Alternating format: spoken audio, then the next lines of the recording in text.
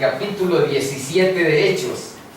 Estamos procurando estudiar la palabra verso a verso, capítulo por capítulo. Y en el libro de Hechos estamos en el capítulo 17, justamente ahora. Y quiero recordarles brevemente que estamos en el segundo viaje misionero de Pablo y que salieron con Silas nada más rumbo a Tarso, que es la tierra natal de Pablo. Saulo de Tarso se llama, y de ahí pasaron a Derbe, a Listra, Iconio y Antioquía, que son los que recorrieron en el primer viaje, pero no por acá, sino por esta isla, porque de aquí es Bernabé. Pasaron aquí y querían irse hacia Asia, hacia Ponto, a Bitinia, y el Espíritu Santo les dijo no, vayan a Europa. Y pasaron de Troas a Filipos. Bueno, aquí hay otra ciudad que no recuerdo, y luego sigue Filipos, y aquí se quedó Lucas, porque aquí en Troas se unió primero en Iconio, en Listra, se unió, ¿cómo se llama Timoteo, al grupo de Pablo, Bernabé. Silas. Bernabé ya en este segundo va por otro rumbo. Va Pablo, Silas, y se unió aquí Timoteo en Listra. Y luego se unió al grupo de esos tres, Lucas en Troas, y a Filipos llegaron 4 personas. Ahí les fue mal, porque le sacaron un demonio a una chamaca y los encarcelaron los dueños de esa esclava, que le sacaban jugosa plata por adivinar, no importando que esa chica estuviera poseída por un espíritu diabólico. Entonces, aquí estamos. Ahora vamos a ver que van hasta Tesalónica. Tesalónica es una ciudad que tiene en este tiempo 200,000 habitantes. Estoy hablando de más o menos el año 49-50 después de Cristo. Entonces es una gran ciudad.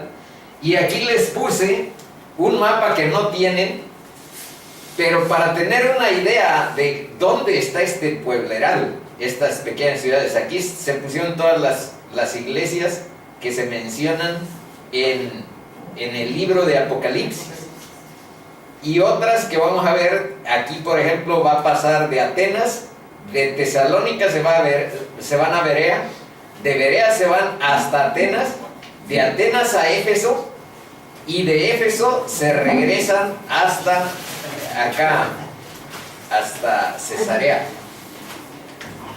Pasen a Pati. Entonces, estamos en este segundo viaje, y este es más o menos la actualidad. Todas estas iglesias que están aquí pertenecen a lo que actualmente es Turquía y Grecia. Aquí está Filipos, aquí está Tesalónica, Apolonia, Berea. Esas están en este golfo, más o menos en este golfo, en estos. Ahí Dios. Entonces estamos en Grecia actual y pasamos por Turquía. De aquí se regresaron hasta acá, que está Cesarea y Jerusalén. Aquí este pequeñísimo país es el país de Israel. Pequeño en comparación con Jordania, que es mucho más grande, en comparación con Egipto, en comparación con lo que está para allá, Irán, Irak y Arabia Saudita. Bueno, eso es para que tengan una idea. Ahora sí vamos a la palabra. Este es el capítulo 17 y vamos a ver de qué trata. Pasando por Anfípolis. Anfípolis, les digo que quiere decir como alrededor de la ciudad, y tiene ese nombre porque hay un río que rodea la ciudad. Cada vez que vean la sigla polis, quiere decir ciudad. Metrópolis quiere decir más o menos un conglomerado de gente a donde están todos los patrones de una gran ciudad. Eso quiere decir más o menos metrópolis. Y aquí Anfípolis quiere decir alrededor de. Es una ciudad situada alrededor de un río. Eso significa Anfípolis. Y Apolonia, pues ahí más o menos ustedes pueden ver a dónde está Apolonia. Es lo que ahí tienen en el mapa. Seguimos. Llegaron a Tesalónica y ahí es donde se quedaron más tiempo, y de hecho ahí vamos a ver que quedan algunos porque Pablo, como en otras ocasiones, tiene que salir, y salir como de huido. Donde había una sinagoga de los judíos, y vean, este Pablo es reincidente en su sistema. Jesús les dijo que iniciaran en Jerusalén, que siguieran en Samaria, y de ahí hasta lo último de la tierra. Bueno, de Jerusalén a Judea y hasta lo último de Samaria y hasta lo último de la tierra. Y él lo entendió como que primero tiene que ir a los judíos y después a los gentiles y hasta lo último de la tierra. Y ciertamente pues eso debe de significar. Y Pablo, como acostumbrado, fue a ellos, y por 3 días de reposo, 3 días de reposo significan los Shabbat, que quiere decir los sábados, discutió con ellos. ¿Con quiénes? Pues con judíos. Arriba dice sinagoga de los judíos. 3, declarando y exponiendo por medio de las escrituras que era necesario que el Cristo padeciese y resucitase de los muertos, y que Jesús, a quien yo os anuncio, decía él, es el Cristo. Y algunos de ellos creyeron y se juntaron con Pablo y con Silas, y de los griegos piadosos gran número, y mujeres nobles no pocas. Pero vean lo que sucede. 5. Entonces los judíos que no creían, teniendo celos, tomaron consigo a algunos ociosos, hombres malos, y juntando una turba, alborotaron la ciudad, y asaltando la casa de Jasón, procuraban sacarlos al pueblo. Pero no hallándolos, trajeron a Jasón y a algunos hermanos ante las autoridades de la ciudad, gritando. Y vean cuál es la acusación: estos que trastornan el mundo entero también han venido acá, a los cuales Jasón ha recibido, y todos estos contravienen los decretos del César. Vean, esto sí es una acusación y grave para ese tiempo. Todos estos contravienen los decretos del César. ¿Por qué? Porque dicen que hay otro rey, diciendo que hay otro rey. Ajá, ¿y quién es ese otro rey? Jesús. Y alborotaron al pueblo y a las autoridades de la ciudad oyendo estas cosas. Pero vean cuál es la solución. Las autoridades, que son civilizadas, es una gran ciudad, esta Tesalónica, dice: pero obtenida fianza de Jasón y de los demás, lo soltaron. Y aquí viene la primera reflexión. En nuestro estado natural somos enemigos de Dios. El hombre es una criatura rebelde. Lo que Cristo cambia es nuestra naturaleza. Si se tratara de cambiar algunos comportamientos errados, bastaría con algún programa de autoayuda, con algún programa de apoyo psicológico, con consejería psicológica. Pero para cambiar nuestra naturaleza espiritual de rebelión frente a Dios, eso solamente Cristo puede hacerlo en nuestra vida. Dice que amenazamos con un puño a nuestro Creador y le decimos más o menos esto: no quiero seguir tus reglas, voy a vivir como yo quiera. No puedes hacerme vivir de la manera que quieres. Y le agregaría yo: y dices en tu palabra, voy a hacer yo lo que yo quiera, lo que yo quiero.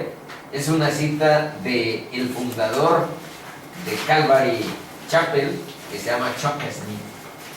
Bueno, esta es una síntesis del contenido de estos versos que acabamos de leer. Pablo y Silas en Tesalónica llegan a la sinagoga y predican que Jesús era el Cristo. Ahorita vamos a ver que para los judíos eso era realmente inaceptable, porque había sucedido un evento que era la crucifixión, y ellos tenían por conocimiento que el Cristo, que la persona que fuera crucificada era un maldito de Dios. Pero ahorita vamos a ver, eso es cierto, pero ¿por qué? Sucedió por tus pecados y los míos. Era necesario, estos eran los dos argumentos que sustentaba Pablo y Silas. Y yo seguí a como está redactado, porque en realidad está Pablo, está Silas y está en Timoteo. Pero vean que aquí no los menciona. Y se juntaron con Pablo y con Silas. ¿A dónde está Timoteo? En ninguna parte. Y más adelante sí aparece, están de hecho los tres, pero me imagino que Lucas lo que quiere decir es que mientras sucedía todo eso, Timoteo estaba calladito y así se veía más bonito. Y por esa razón no está aquí mencionada, ni yo lo puse para respetar el sentido del texto. Pero sí está Timoteo, como más adelante vamos a ver. Hay tres personas. Y la cuarta, que es Lucas, se quedó en Filipos.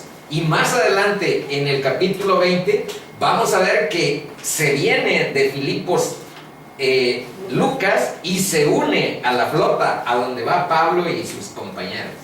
Bueno, continuamos. Entonces estamos ante un proceso.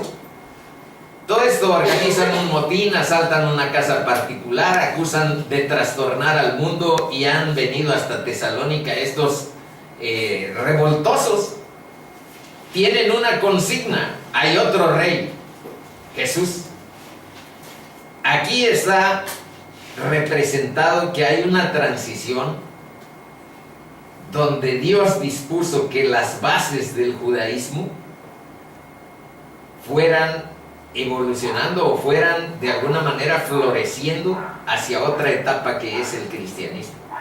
Deben de saber que todo el cristianismo se entiende mejor leyendo el Viejo Testamento y fielmente entroncado en el judaísmo. No hay una ruptura, no hay un quiebre. Cristo mismo dijo: yo no vine a negar, a abrogar la ley y los profetas, sino a cumplir. Y Él la cumplió, y por eso algunas cosas que eran sombra de lo que habían de venir de las leyes del judaísmo, pues ya con el cristianismo a un lado quedan. ¿Cuál era la razón que dice aquí que el judaísmo está siendo reemplazado porque ya no es una representación correcta del carácter de Dios? Y además no reconocieron el tiempo de la visitación de Cristo como el Mesías. ¿Cuál es la principal razón? Miren, los fariseos, que eran personas muy religiosas, que daban sus diezmos a la iglesia, que iban todos los sábados a los cultos religiosos, que además oraban en las calles, pero oraban para que todos lo vieran, echaban grandes discursos para que todos los vieran.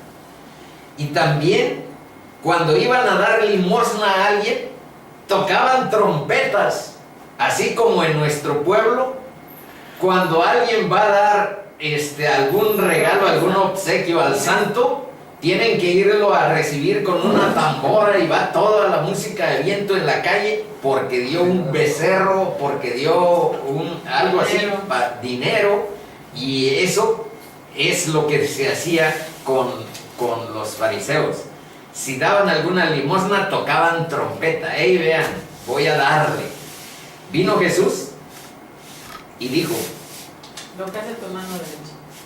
Ajá, lo que haga tu mano derecha, que tu izquierda no lo sepa. Vino Jesús y dijo: en vez de estar haciendo oraciones públicas, ¿sabes qué? Cierra tu puerta de tu recámara y ponte a orar en secreto, y tu Padre que está en los cielos te lo tomará en cuenta.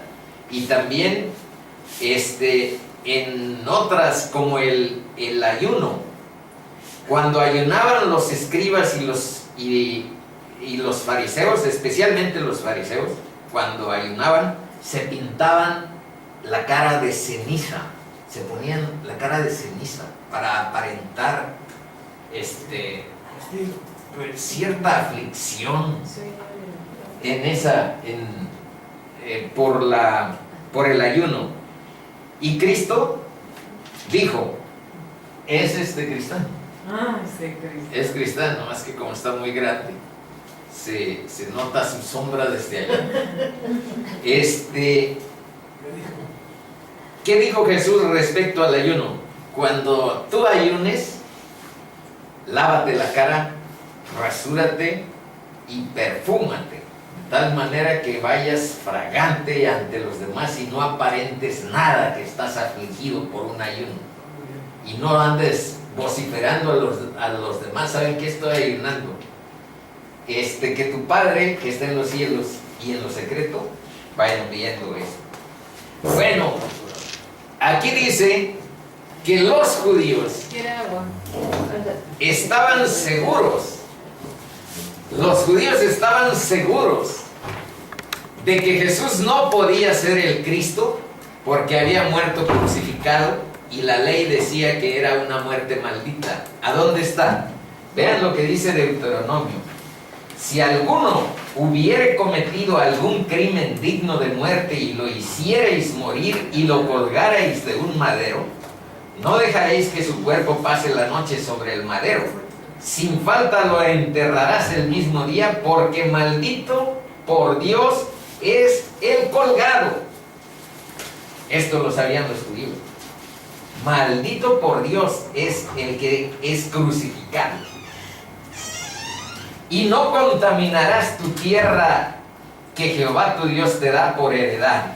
Eso es el Viejo Testamento. Pero ahora vean lo que dice Pablo en la carta a los Gálatas, capítulo 3, del 13 al 14. Dice, ya este es el Nuevo Testamento. Cristo nos redimió de la maldición de la ley, porque la ley decía que aquel que no la obedece en todos sus aspectos, en todas sus variantes, es maldito por Dios. Ahora, cuando vino Cristo, vean lo que dice Pablo. Cristo nos redimió de la maldición de la ley, hecho por nosotros, ahí está explicado, hecho por nosotros maldición, porque escrito está, pues lo acabamos de leer, está en Deuteronomio 21, 22 y 23, escrito está, maldito todo el que es colgado de un madero, para que en Cristo Jesús la bendición de Abraham alcanzase a los gentiles, a fin de que por la fe recibiésemos la promesa del Espíritu. Bueno, y antes habíamos visto que este sujeto está hablando de que era necesario que el Cristo padeciera y era necesario que resucitase de los muertos. Sobre este nos vamos a detener un poco y sobre este nada más vamos a leer este texto. Vean lo que dice Isaías 53 del 4 al 7, para recordarles: ciertamente llevó él nuestras enfermedades. Esto se escribió 700 años antes de Cristo y estaban hablando de Cristo. Isaías estaba profetizando, anticipando qué características y qué misión tendría en la tierra el representante de Dios.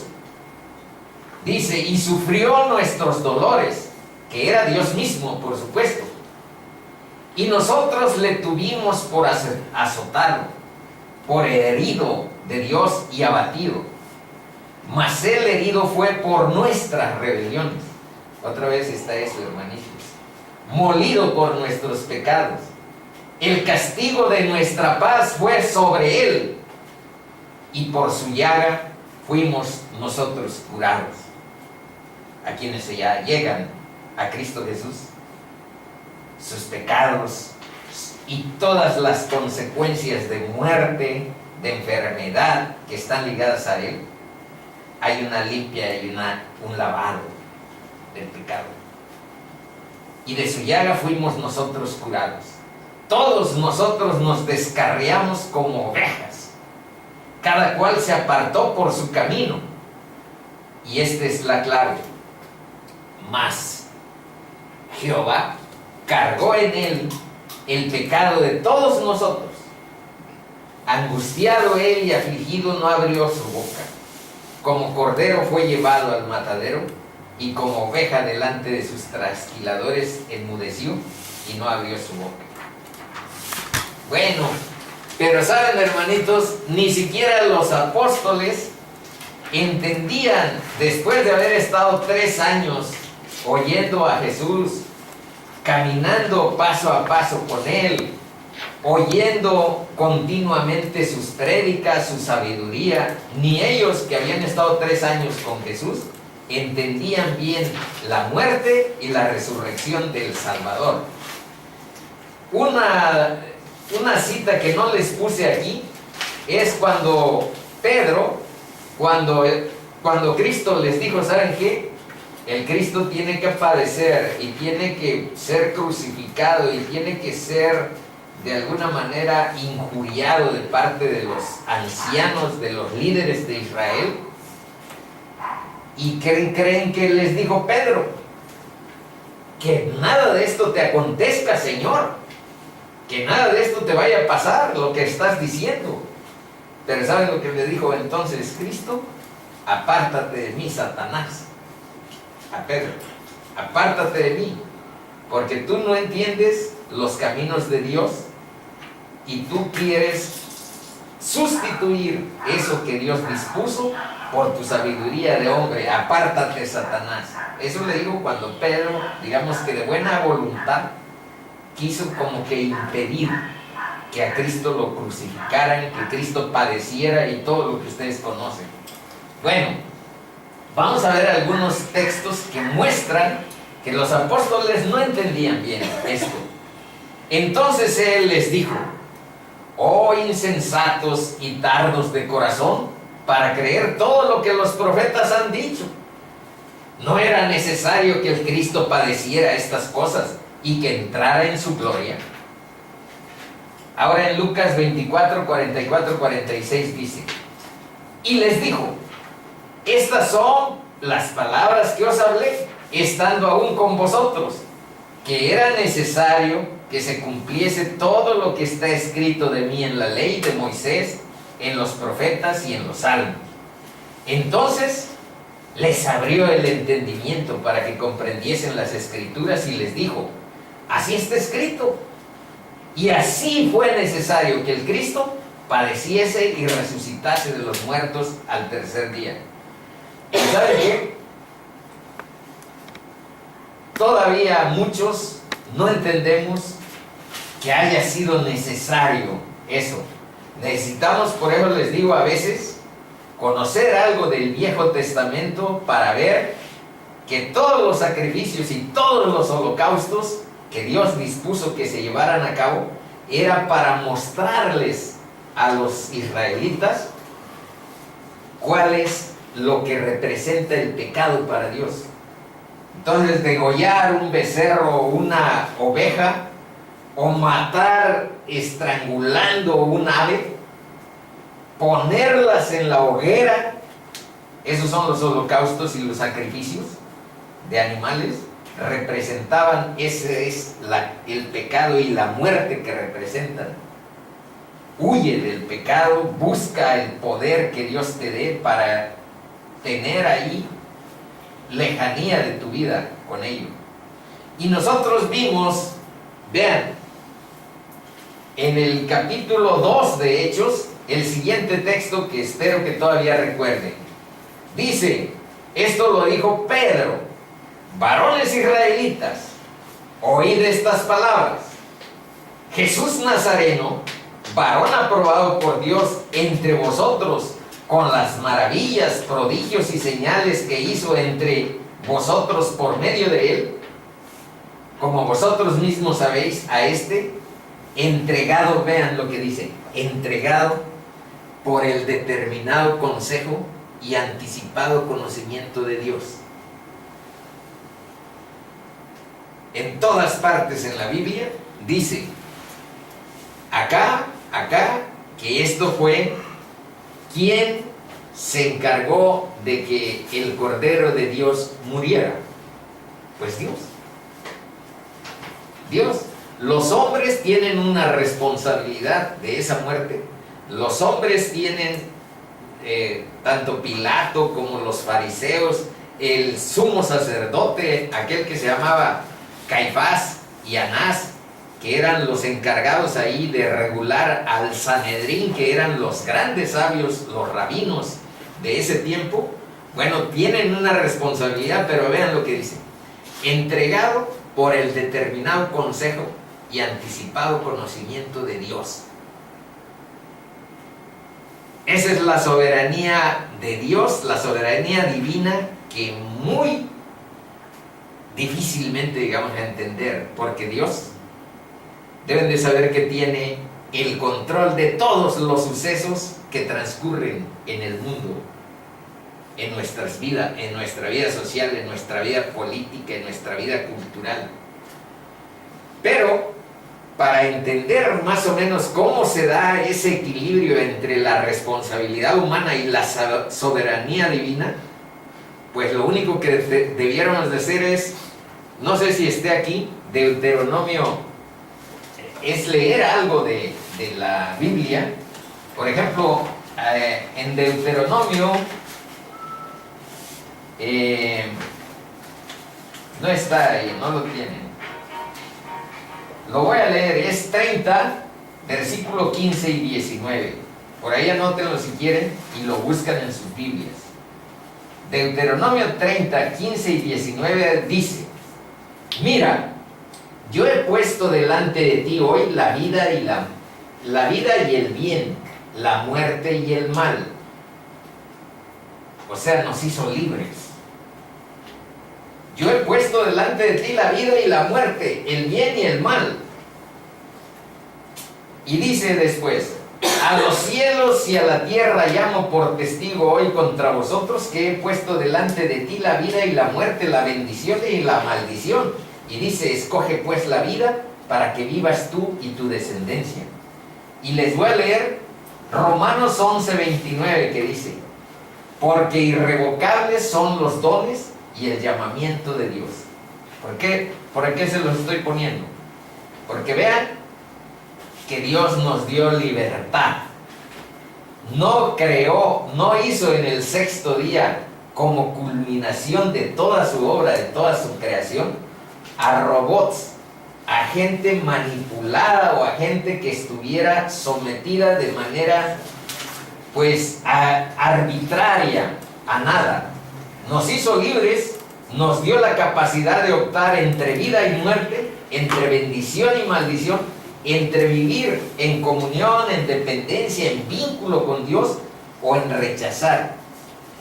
Y ciertamente nosotros rechazamos la comunión, la dependencia, y nos volvimos autosuficientes, independientes y aparentemente pues desligados de Dios. Y ese don de la libertad, manitos, ese don de la libertad es irrevocable. Porque irrevocables son los dones y el llamamiento de Dios. En otras palabras, en todo momento tú tienes la opción de elegir si vas delante de la cruz a sujetarte, a someterte, a humillarte incluso delante de la cruz, pidiendo perdón y pidiendo guía y luz para tu vida, o no hacerlo. O no hacerlo. Esa libertad es irrevocable y es la que nos nos da dignidad, pero también nos deja en el umbral de la responsabilidad de nuestra propia condenación. Entonces, la idea es que apreciemos y agradezcamos ese don que Dios nos dio como bendición para dignificar nuestra vida, que es la libertad de optar, la capacidad de decidir entre la vida y la muerte, entre el bien y el mal, para que elijamos bien, para que elijamos según su palabra. Esa es la invitación. El último de estos fragmentos es de Juan 10, 17 y 18, que dice: por eso me ama el Padre, porque yo pongo mi vida para volverla a tomar. ¿Quién puede hacer eso? Pues nada más Dios. Nadie me la quita. Por eso les digo, aquí arriba en todas partes dice el determinado consejo de Dios, el anticipado conocimiento, y aquí dice, nadie me puede quitar a mí la vida. Tengo poder para ponerla y tengo poder para volverla a tomar. Es Dios. Este mandamiento recibí de mi Padre. Bueno, en la página 6, ahí habla de que Jesús anunció que el reino de Dios sería de quienes dieran frutos espirituales. Aquí está, en Mateo 21, 42, 43. Dice, Jesús les dijo: ¿nunca leísteis en las Escrituras? La piedra que desecharon los edificadores ha venido a ser cabeza del ángulo. El Señor ha hecho esto, y es cosa maravillosa a nuestros ojos. Y vean esto. Por tanto os digo, que el reino de Dios será quitado de vosotros. ¿De quiénes? De los israelitas, de los judíos. Y será dado a gente que produzca los frutos de él. No digo, los quito de los israelitas para pasarlos a los gentiles. Digo, pueden quedar en los israelitas el reino de Dios, puede quedar para los gentiles. El reino de Dios es para quienes den los frutos espirituales. ¿Y cuáles son esos frutos espirituales? Pues ciertamente eso lo vimos en la sesión anterior. Yo les puse este esquema, pero no les puse esta cita. Sin embargo, ya es conocida y estoy seguro que en alguna ocasión la hemos visto. Por eso aquí ya no les puse la cita, pero sí era necesario hacerlo. El fruto, aquí dice, y será dado el reino de Dios, significa que uno se sujeta a la palabra. Que el reino, por eso el Padre Nuestro, que aquí hemos mencionado, dice, hágase, Señor, tu voluntad en la tierra como en el cielo.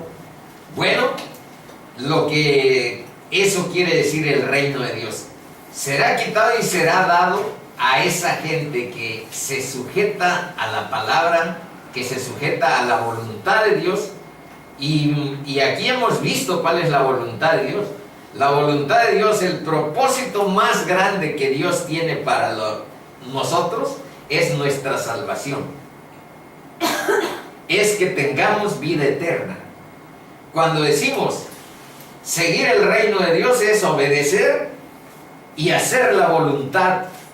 ¿Y cuál es la voluntad de Dios? La voluntad de Dios es que tengas vida eterna y que seas salvo. Esa es la voluntad de Dios. Y aquí hemos visto textos que lo dicen con toda claridad, y más adelante, si se necesita, por supuesto que lo podemos volver a poner. Esa salvación y esa vida eterna es el propósito central que Dios tiene, la voluntad de Dios para sus hijos. ¿Y cuál es la razón por la que no lo seguimos? Pues eso sí es un misterio, de que estemos tan cegados, tan en tinieblas, que no pongamos eso como prioridad. arreglar nuestras cuentas con Dios, reconciliarnos y caminar según esa voluntad de ser salvos, de tener vida eterna en Cristo. Y preferimos no darle prioridad a eso, porque Dios no va a trascingir en que es Dios. Quiere esto decir que le tendremos que dar prioridad a hacer su voluntad. Por eso dice un versículo de Mateo que aquí hemos puesto en muchas ocasiones, dice que busca primeramente el reino de Dios. Eso, estamos hablando de la voluntad de Dios, estamos hablando de seguir a Dios. Busca primeramente, o sea, es Dios de prioridades. Dale prioridad al reino de Dios y su justicia. Y todo lo demás, esto es, que seas ejecutiva de IUS, que tengas no sé cuántos carros o no sé cuántas casas, todo lo demás te será dado por añadidura. No quiere decir que renuncies a tu vida social, a tu vida laboral, a tu vida política, a tu vida cultural. Quiere decir que pongas en orden tus prioridades y que le des al propósito de Dios la prioridad en tu vida. Y Dios no acepta que lo pongas en segundo o en tercero. Dios es Dios. Cuando entiendes que existe, todos nuestros titubeos de darle prioridad al reino de Dios, a hacer la voluntad de en nuestra vida, todos nuestros titubeos se deben a que no entendemos que realmente existe. Dudamos. Entonces, cuando estamos en esa duda de que existirá pues Dios, pues eso es lo que no nos permite sujetar nuestros otros intereses. ¿Quién dice que no tengamos intereses laborales, que no tengamos intereses de mejora social, cultural, política, lo que sea? Pero aquí estamos hablando de darle prioridad al reino de Dios. Y la voluntad de Dios, ya se las mencioné, significa ser salvo. Para recordárselos, porque está hasta en otro archivo. ¿A dónde está eso?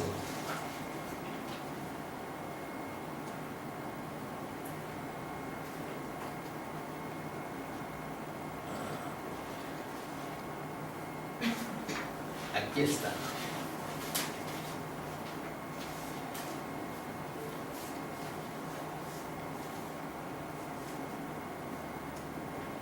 No encuentro el B. Calma, pueblo. Ahí está. ¿Cuál es la voluntad de Dios?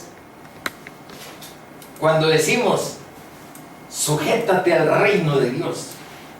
El reino de Dios es que hagas su voluntad, que obedezcas su palabra. Ese es el reino de Dios. Entrar al reino de Dios supone que nosotros seguimos la voluntad de Dios más que la nuestra. La nuestra ya sabe cuál es: ser más ricos, tener mejor posición social, ser más famoso, tener una apariencia agradable, porque también eso nos convertimos, el ego nos ha hinchado la vida. Tener mucha ropa, tener zapatos, esa es nuestra voluntad. iPhone.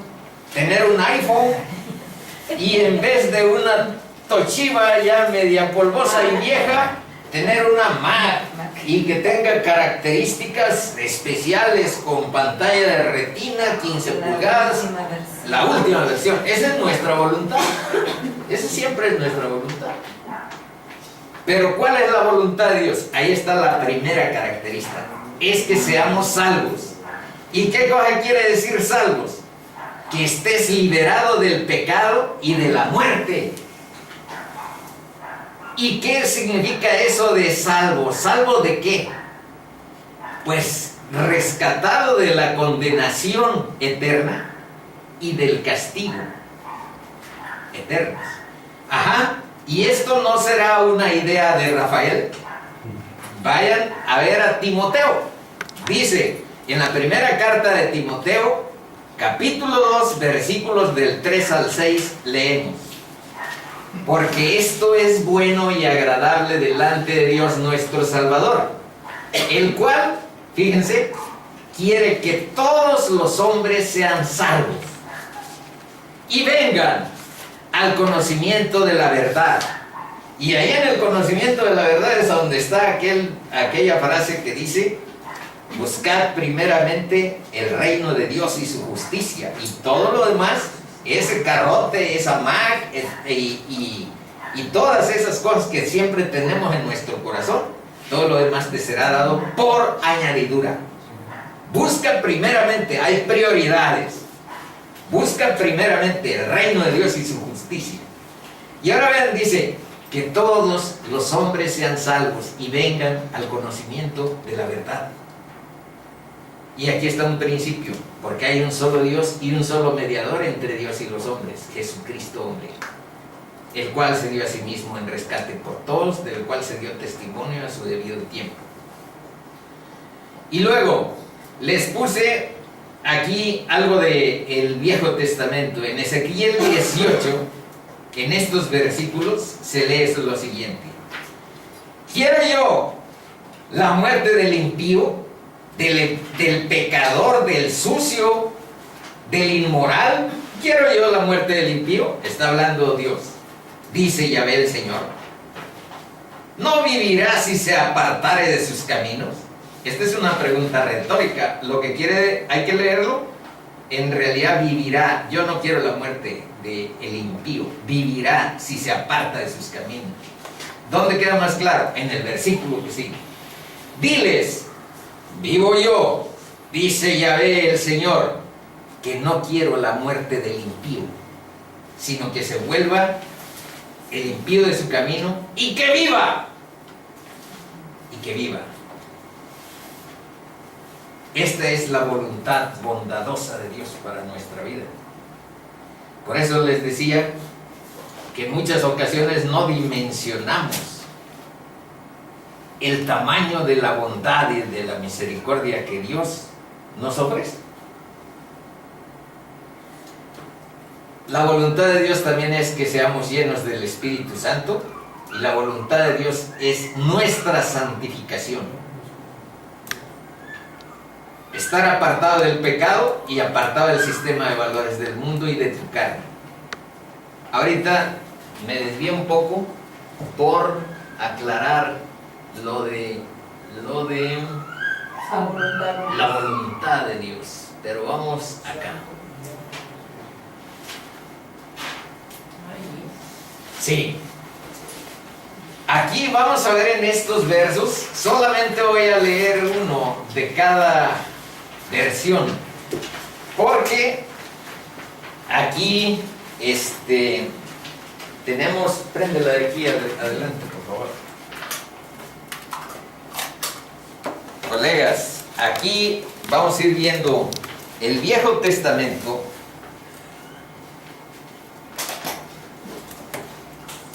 El Viejo Testamento fue escrito en hebreo y en arameo. En esto digamos que está como el 98%. En esto digamos que está como el 1.8%. Y hay muy poquito, como un capítulo y medio, 2 capítulos, que está en caldeo, que era un lenguaje que hablaban en Babilonia, en Asiria. Babilonia era lo que ahora es Irak, Irán. Bueno, y el Nuevo Testamento, todo, desde Mateo, Marcos, Lucas, Juan, Romanos, Efesios, Gálatas, Primera, Segunda de Tesalonicenses, Primera y Segunda de Corintio, Timoteo, Timoteo 1, Timoteo 2, Tito, hasta Apocalipsis, todo el Viejo Testamento, el Nuevo Testamento, perdón, está en griego. Todo. Ahora, más o menos como unos 200 años antes de que viniera Cristo, hubo un rey que estuvo gobernando en una ciudad que se llama Alejandría en Egipto, que reunió junto con los judíos a 70 sabios. A 70 sabios. Y esos 70 sabios tenían que traducir todo el Viejo Testamento del hebreo, del arameo y ese poquito caldeo, tenían que traducirlo al griego. Eso fue en Alejandría. Entonces, esto, como había 70 sujetos, parecido al Sanedrín, hicieron su propio Sanedrín, pero aquí había sabios griegos y había sabios judíos para traducir el Viejo Testamento al griego. A esta versión le llamaron la Septuaginta. Septuaginta a esta traducción. Pero ya después que se tradujo todo esto al griego y que ya estaba el Nuevo Testamento, hay una versión que está en latín. Y esa Biblia que está traducida al latín, la primera, se llama Vulgata Latina. Vulgata Latina.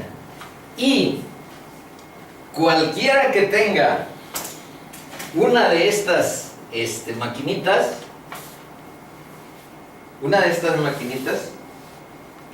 pueden bajar una aplicación que se llama Vulgata Latina. Bueno, les voy a decir exactamente, Latin Vulgate, y ver los originales de la palabra de Dios. Están en griego, en esta Septuaginta, en realidad están en hebreo, en arameo y en caldeo todo el Viejo Testamento, y en griego todo el Nuevo. Y lo que quiero decirles es que hay algunas variantes, ya para la de aquí, por favor. Hay algunas variantes a la hora de traducir, y a veces hay que ir a esta o a esta, que son las fuentes más originales de la Biblia. Y ahí vamos a leer qué dice Tito 2 del 12 al 14 en la Reina Valera 1960, en esta que se llama Dios habla hoy. Aquí es HH. Esta Biblia es la que tiene, digamos que, la autorización. Esta traducción es la que tiene autorización del Vaticano por medio de algo que se llama Consejo Episcopal. Y esta es una Biblia muy buena, una traducción excelente que se llama Palabra de Dios para Todos. Vamos viendo cómo se van diversificando y cómo están entroncados en una sola base común, Dice, aquí le puse yo por paréntesis, por la gracia, porque en el 11 está hablando de ello. Aquí dice esta bondad, aquí dice ese amor, y aquí es la gracia. Renunciando a la impiedad y a los deseos mundanos, vivamos en este siglo sobria, justa y piadosamente, aguardando la esperanza bienaventurada y la manifestación gloriosa de nuestro gran Dios y Salvador Jesucristo. Vean que este verso dice de manera clara y contundente que Cristo es Dios. Lo vuelvo a leer.